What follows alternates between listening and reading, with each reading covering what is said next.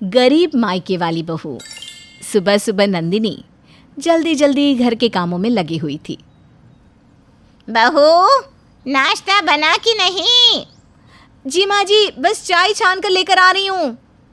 फिर जैसे ही बहू चाय छानने जाती है, उससे भगोना छूट जाता है और सारी चाय जमीन पर बिखर जाती है। क्या गिरा? अंदर आकर देखती है कि पतीला गिरा है। सत्यानाश हो, सुबह सुबह फिर से एक नुकसान। मेरा बेटा चाय की पत्ती अमेरिका से लाया था। अब बर्बाद हुई ना उतनी चाय पत्ती। उसके पैसे क्या तेरे गरीब माँ बाप देंगे? जेब से फूटी कौड़ी तो निकली नहीं उनके। मर दिया अपना बोझ हमारे सर, वो अलग।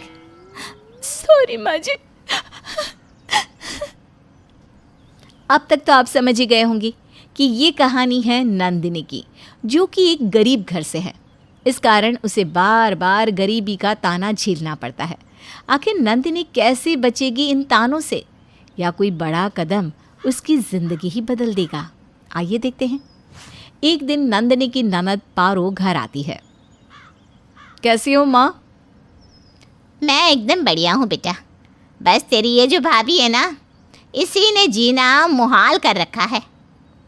चल छोड़, ये बता तू कैसी है?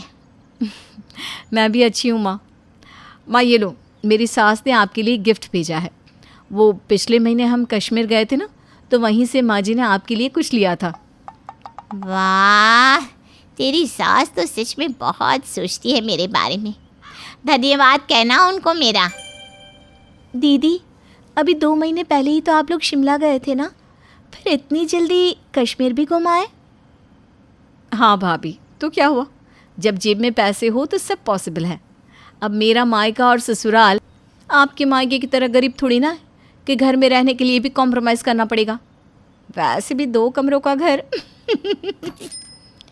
कब से खड़ी खड़ी बात कर रही है? मेरी बेटी इतने दिन बाद आई है, कम से कम पानी को तो पूछ ले। गरीब के घर की है ना, क्या जाने खाना पीना। तो क्या माँ गरीब हवा पर जीते हैं? जीते होंगे, इसीलिए तो इसने अब तक तुझे कुछ खाने को लाके नहीं दिया बेटा। सास और ननद की बात नंदिनी को बहुत बुरी लगती है, लेकिन वो बिना कुछ बोले वहाँ से चली जाती है और जल्दी से ननद के लिए नाश्ता लेकर आती है। ये क्या, नमकीन बिस्किट? माँ, क्या मेरा स्टेटस इतना गिर गया है कि आपकी बहू मुझे ऐसे ट्रीट कर रही है? नहीं नहीं बेटी, रुक, मैं अभी इसकी क्लास लगाती हूँ। नंदिनी, अरे ओ नंदिनी बहू, जल्दी यहाँ। जी माँ जी। ये क्या है? मेरी बेटी को तूने अपने मायके वालों जैसा समझा है क्या, जो नमकीन बिस्किट लाके दे रही है? तेरे मायके में खिलाते होंगे नमकीन बिस्किट। जा, मेरी बेटी के लिए बाहर से समोसा जलेबी लेकर आ। माँ, मैंने तो नमकीन बिस्किट इसलिए दिया क्योंकि खाने का समय हो गया है। मैं बस डाइनिंग टेबल पर खाना ही लगाने जा रही हूँ। जो कहा है वो कर, ज़्यादा दिमाग ना दौड़ा, वरना भेज दूंगी तुझे भी तेरे गरीब माँ बाप के घर, फिर सड़ना उसी गरीबी में। नंदिनी बिना कुछ जवाब दिए ननद के लिए जलेबी समोसा लेने चली जाती है, जिस कारण उसे घर आने में देर हो जाती है और सबको खाना परोसने में भी। बहू, आज इतनी देर क्यों लगा दी खाना बनाने में? जी वो पापा जी। इसके आगे कि नंदिनी कुछ बोलती। देर तो करेगी ना रसोई में, इतना सारा सामान देखकर चकराज हो जाती होगी कि इतनी बड़ी रसोई में क्या बनाऊं मैं। इसके मायके में थोड़ी ना इतनी बड़ी रसोई देखी होगी इसने। गरीब की बेटी बड़े घर में शादी हो जाए तो ऐसा ही होता है, लड़कियां फूली ही नहीं समाती, फिर ससुराल वालों को देर से ही खाना खिलाएगी ना। माँ, अब नंदिनी को ऐसा क्यों कह रही हो? भाई, तू भाभी के लिए माँ से क्वेश्चनिंग कर रहा है? अब नहीं बहन, मैं तो बस यूं ही पूछ रहा था। मुझे पता है नंदिनी ने ही कुछ किया होगा, तभी माँ ऐसा बर्ताव करती है। फिर सभी चुपचाप खाना खाते हैं। उसके बाद नंदिनी किचन समेटने में लग जाती है कि तभी अचानक से उससे एक प्लेट गिरकर टूट जाती है। उसी समय पारो पानी पीने वहाँ आती है। सत्यानाश हो भाभी, आप मोम की गुड़िया हो क्या? एक काम ढंग से नहीं कर सकती? आपकी माँ ने कुछ सिखाया नहीं क्या आपको? हाँ, जब इतने महंगे बर्तन होते इसके यहाँ तभी तो माँ सिखाती ना। अब तो धन्ना सेठ के यहाँ आ गई है, अब तो तोड़ फोड़ लगा ही रहेगा, वरना पता कैसे चलेगा कि मायका भले ही गरीब हो, ससुराल वाले तो करोड़पति है। नंदिनी अब भी चुपचाप उनकी बातों को सुनकर शांत हो जाती है और किचन का काम निपटा कर वहाँ से फटाफट सोने चली जाती है कमरे में। नंदिनी, ये क्या हाल बना रखा है तुमने? क्यों, क्या हुआ जी? सारा दिन उदास रहती हो, ना ढंग से सजती हो ना संवरती हो। अभी कुछ दिन तो हुए हैं हमारी शादी को, फिर ऐसा बर्ताव क्यों करती हो? नहीं, कुछ नहीं, घर के कामों में बस समय नहीं मिल पाता। तुम नौकरानी नहीं हो, बहुरानी हो इस घर की। समय नहीं मिलता तो समय निकालो मेरी जान। जी। वहीं अगले दिन जब पारो अपने ससुराल जाने लगती है। ये देख बेटी, मैंने तेरे लिए ये साड़ी लाई है। वो सब तो ठीक है माँ, लेकिन ये दूसरी इतनी सस्ती सी साड़ी किसके लिए लाई है माँ? वो तेरी गरीब भाभी है ना, उसी के लिए। उसे कहाँ महंगे ब्रांडेड कपड़े की आदत है, इसलिए उसके लिए ये लोकल सड़क छाप साड़ी ही ठीक रहेगी बेटा। सही कहा आपने माँ। अच्छा, अब मैं चलती हूँ। फिर पारो अपने ससुराल चली जाती है, लेकिन नंदिनी अब हर बात पर मायके के ताने सुनकर परेशान हो चुकी थी। फिर एक दिन जब सभी बाहर जा रहे होते हैं कि अरे ओ महारानी, तुम कहाँ चली? क्यों, आप लोगों के साथ? और ये घर, ये कौन संभालेगा? तेरी वो गरीब माँ या बाप?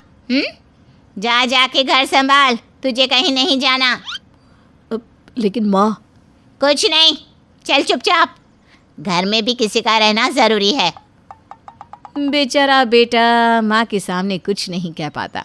वहीं शाम को, नंदिनी, एक बात बताओ, माँ तुम्हारे साथ ऐसा बर्ताव क्यों करती है? क्योंकि मेरा मायका गरीब है। हर बात पर माँ गरीबी का ताना देती है। इतना तक कि पारो दीदी आई थी तो वो भी मेरे माँ पापा के हालात को लेकर बुरा भला कहती थी। लेकिन ये ठीक नहीं है, मैं माँ से बात करता हूँ। नहीं जी, फालतू में घर में कलेश होगा और मैं नहीं चाहती कि मेरे कारण घर में कोई भी प्रॉब्लम हो। ठीक है। वहीं शाम को नंदिनी के माता पिता उससे मिलने आते हैं। अरे, आप लोग यहाँ कैसे? मैं तो बस अपनी बच्ची से मिलने आई थी। आपको पता नहीं, बेटी के ससुराल खाली हाथ नहीं जाते। अरे कुछ नहीं तो एक मिठाई का डिब्बा ही लेते आते। बैठिए, मैं नंदिनी को बुलाकर लाती हूँ। अरे सोफे पर कहाँ जा रहे हैं? यहाँ ज़मीन पर बैठिए। यहाँ? हाँ, यहाँ। फिर वो नंदिनी को बुलाती है। वहीं नंदिनी अपने माता पिता को ज़मीन पर बैठा देखकर काफ़ी हैरान होती है।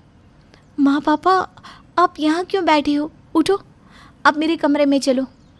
कहीं नहीं जाएंगे, ये यहीं मिल ले और यहीं से विदा कर। आप लोग यहाँ क्यों बैठे थे? वो सब छोड़ बेटी, मैं तो तुझसे मिलने आई थी। बहुत दिन हो गए ना तुझे देखे, तो बस मन किया कि मिल लो। हाँ बेटा, अब दिल को सुकून मिला तुझसे मिलकर। अब हम चलते हैं। माता पिता तो वहाँ से चले जाते हैं, लेकिन अब नंदिनी का गुस्सा फूट पड़ता है और वो ये निश्चय कर लेती है कि सास को सबक सिखा कर रहेगी। अब नंदिनी कोई काम ढंग से नहीं करती और सास जो काम करने जाए उसे भी बिगाड़ देती और फिर सास का डायलॉग सास को ही चिपका देती। एक दिन सास के हाथ से उसका मोबाइल गिर जाता है। ओहो, ये तो गिरकर खराब हो गया। बहू, ये मोबाइल अंश को दे के बनवाने को कह देना। अपने पति को कहो ना, मेरे पति को क्यों? और मोबाइल कितना महंगा आता है, संभाल कर रखा कीजिए। आपके अमीर मायके वाले नहीं देके गए ये। अमीरी तो बस दिखावा है, जेब से फूटी कौड़ी नहीं निकलती उनकी। आती हैं तो सूखा लड्डू लेकर, जिसे कुत्ता भी ना खाए। सास बहू को एकटक देखती रह जाती है। ऐसे ही अब हर बात पर बहू सास को जवाब देने लगती है। फिर एक दिन, आज मेरे भाई भाभी आ रहे हैं, अपनी कैंची जैसी ज़बान बंद रखना और ढंग से सारे काम करना। कुछ अच्छा खाने में बना लेना। ठीक है। जिसके बाद बहू किचन के कामों में लग जाती है और जब सास के भाई भाभी आते हैं तो लीजिए मामा जी, चाय पीजिए और ये लीजिए बिस्किट खाइए। ये बिस्कुट तो कुत्ते वाले हैं ना, और पानी से कितनी बदबू आ रही है। हाँ तो क्या हुआ, ज़मीन के नीचे का पानी है, वो तो अच्छा होता है। और बिस्किट कुत्ते वाली है तो क्या हुआ, आपका स्टेटस मेंटेन करने के लिए सबसे महंगी बिस्किट लाई हूँ मैं। दीदी क्या है ये, आपने हमारी इंसल्ट करने को यहाँ बुलाया है क्या हमें? अरे नहीं नहीं भैया, ऐसा नहीं है। बहू जाने क्यों ऐसा कर रही है। शांति से ढंग से काम कर, वरना तुझे भी तेरे फटीचर माँ बाप के पास भेज दूंगी। सॉरी माँ जी। मामा मामी चलिए हाथ मुंह धो लीजिए, खाना तैयार है। डाइनिंग टेबल हर प्रकार के खाने से भरा होता है। ये देखकर सभी बहुत खुश होते हैं। चलो बहू ने नाक कटाने से तो बचा लिया। लेकिन मामी एक निवाला खाते ही, थू, ये क्या, खाने से कितनी स्मेल आ रही है। हाँ बहू, तुमने आज ही इतना खाना बनाया और इतनी जल्दी खराब हो गया? नहीं नहीं मामा जी, ये सब खाना तो 1 महीना पुराना है, आज फ्रिज से निकाला ताकि सब खत्म हो जाए। ये देखकर मामा मामी को बहुत गुस्सा आता है। दीदी आज के बाद अगर हमारी इंसल्ट करानी हो ना तो कभी घर मत बुलाना। हाँ, और अगर मेहमान की खातिरदारी करनी नहीं आती तो हमारे घर आ जाओ दीदी, हम सिखा देंगे। वैसे भी हम तुम्हारे ससुराल वालों की तरह गरीब नहीं है। आज पहली बार सास को गरीबी का ताना मिला था। ये सुनकर सास गुस्से से बौखला जाती है और बहू पर भड़क जाती है। तूने ऐसा जानबूझकर किया ना, मैं सब जानती हूँ। हाँ, जानबूझकर ही किया ताकि आपको सबक मिले। आपके मायके वालों के साथ गलत हुआ तो आपको गुस्सा आया, आपको गरीबी का ताना मिला तो इतना बुरा लगा। और मेरे बारे में सोचो, जब से आई हूँ एक दिन भी ऐसा नहीं कि आपने मेरे मायके वालों को बुरा भला नहीं कहा हो, लेकिन मैंने तो सब सह लिया। इसके बावजूद आपने मेरे मम्मी पापा की बेइज्जती की, बस उसी का सबक था ये। ये सुनकर सास को अपनी गलती का एहसास होता है। माफ़ करते मुझे, मेरा दिमाग खराब हो गया था, मैं कभी ऐसा नहीं करूँगी। जिसके बाद सास बहू को गरीब मायके का ताना देना बंद कर देती है और हंसी खुशी से अपनी बहू को रखती है।